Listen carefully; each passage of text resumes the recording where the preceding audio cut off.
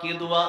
রব্বানা, সবাই পড়েন, রব্বানা আতিনা ফিদ দুনিয়া হাসানাতাও ওয়া ফিল আখিরাতি হাসানাতাও ওয়া কিনা আযাবান নার। আয় আল্লাহ, দুনিয়ার কল্যাণ আপনি আমাদেরকে দান করেন, আর আখিরাতের কল্যাণ আমাদেরকে দান করেন।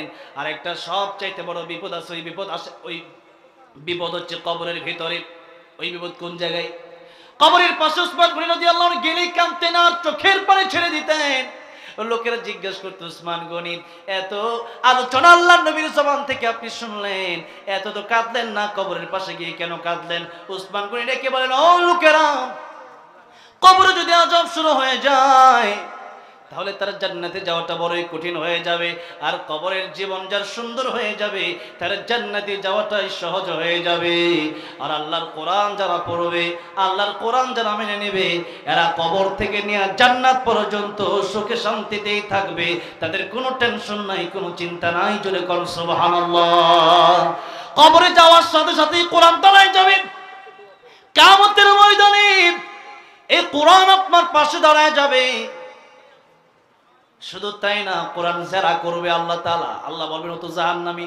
আল্লাহর কোরআন বলবে, ও আল্লাহ, ওরে যদি জান্নাতে না দাও তাহলে আমি কোরআনকে তুমি অস্বীকার করো।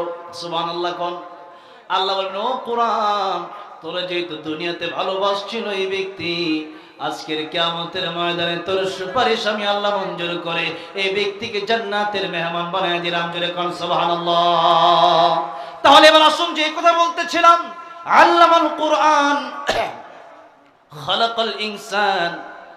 কোরআন না শিখলে প্রকৃতপক্ষে মানুষ হওয়া যায় না।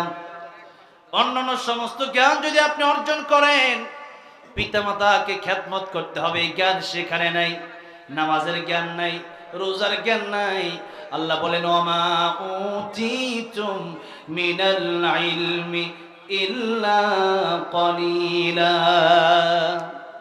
তোমাদেরকে খুবই অল্প জ্ঞান আমি আল্লাহ দান করেছি। আর আল্লাহর যে জ্ঞান, এই কোরআনের যে জ্ঞান, এই কোরআনের জ্ঞান শেষ হবার মতো নয়। আফালা ইয়াতাদাব্বারুনাল কোরআন। আল্লাহর কোরআন নিয়ে আল্লাহ গবেষণা করতে বলেছেন।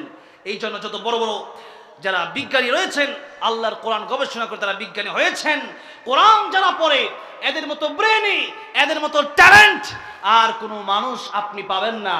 এই জন্য আল্লাহর কোরআন যদি আমরা শিখি, আল্লাহর কোরআন যদি আমরা শিখাই, তাহলে দুনিয়াতে শান্তি, পরকালে মুক্তি। আর আল্লাহর কোরআন যদি শেখাতে না পারি, এই দুনিয়া